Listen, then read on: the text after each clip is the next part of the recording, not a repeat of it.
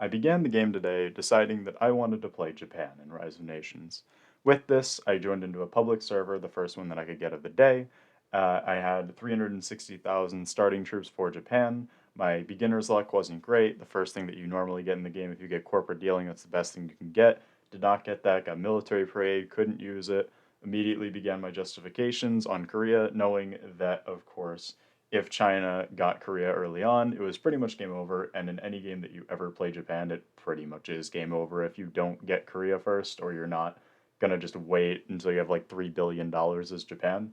So either way, I had to do one or the other. I decided the expansionist method. And originally, when I started playing in the game, I think the China didn't load in immediately. I'm not sure what I was thinking here, but I immediately pretty much go and attack Korea, just hoping that I can take both of them very quickly. Original plan was take North Korea, South Korea, Taiwan, and then the Philippines, and then maybe go into China. I might have also gone for Malaysia, depending on the scenario or how much money I had at the time. But I basically get through North Korea and South Korea, and shortly after, we begin to see a slight bit of Chinese aggression in the game, which does lead to me obviously being a little bit more cautious because he takes over Taiwan.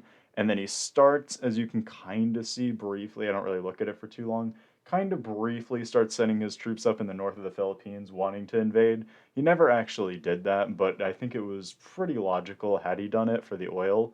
When he started building destroyers, I decided against China primarily I should probably start holding.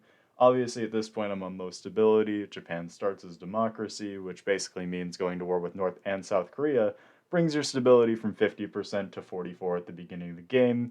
China declares war on me only 1 year into the game, which is pretty early for a China to actually declare war. But prior to this, luckily, I had been building a battleship and I had a couple of destroyers. I immediately, towards Anhai, send about, I'd say roughly 200 to 300,000 troops, and then as well towards the Taiwan area, I guess, is where I kind of sent that into. I never sent it directly onto Taiwan, but it eventually gets into Taiwan. And on high, those just immediately get obliterated. I believe there was a sub in the area that basically prevented it. I split up my troops in Taiwan, try attacking there, and I try to invade Manchuria. China begins becoming aggressive towards me, and I actually at this point had lost about 500,000 more troops than him. It was 800,000 to 300,000 troops lost in the game. Me obviously losing 800,000, and as Japan, that's a pretty big disadvantage for this point. But I'm making territorial gains really early on, and a lot of Chinese troops have already pretty much been destroyed. At this point, I get two battleships, and I have a whole bunch of destroyers just kind of sitting around just in case he wants to, blitz the troops. And he randomly just sends about 1.4 million troops to Taiwan, so I start sending some of my battleships a little south. At the same time as destroying some of his troops in the north, he tried sending 500,000 across water, and at around 2,600 tanks, kind of moving inland, which I think that he probably would have stationed if he hadn't actually lost Shaanxi at that time, which pretty much guaranteed that this war was going to end in my favor. At this point, I knew that, and I believe it was right around now that the China player actually did end up leaving the game. But I continued my expansion, hoping to think that maybe I would hope that people would not continue to maybe attack me. Maybe I can continue to move forwards and continue to just pressure on this battlefield. So I move forwards, Manchuria falls, and I'm immediately just going for the Chinese capital. I want that almost immediately, and I'm starting to make a little bit more land claim. As you can see, I'm starting to put some of the troops not just directly at China, but certain areas of China to take it before it collapses basically or forms on its own.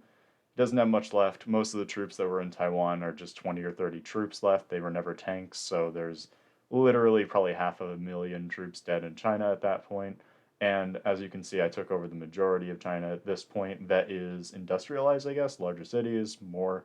And at this point, Anhai Falls, Fujian Falls, just everything across the Chinese continent is pretty much just entirely just gone at that point.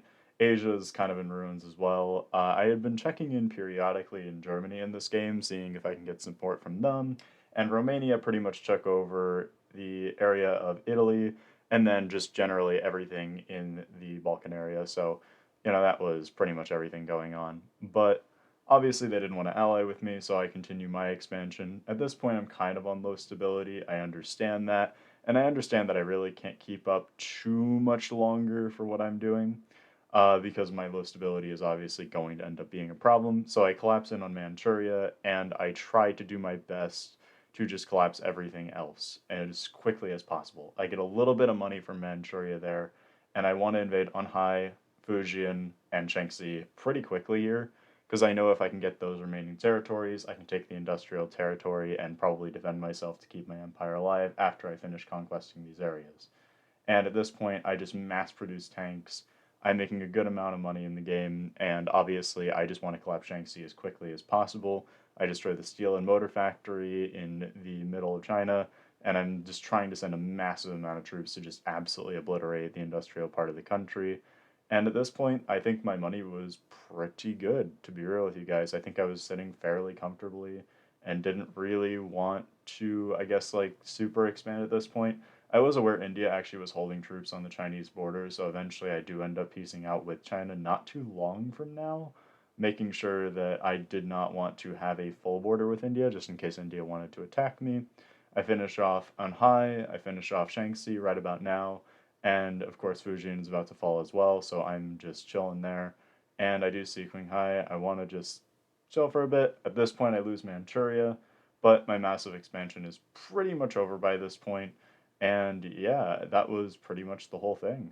So for Japan expanding in any game, I now had Taiwan, about half of China, and the game at this point I consider to be pretty much over. So yeah, that was my expansion. Hope you guys enjoyed the commentary, and I hope to play more Rise of Nations really soon.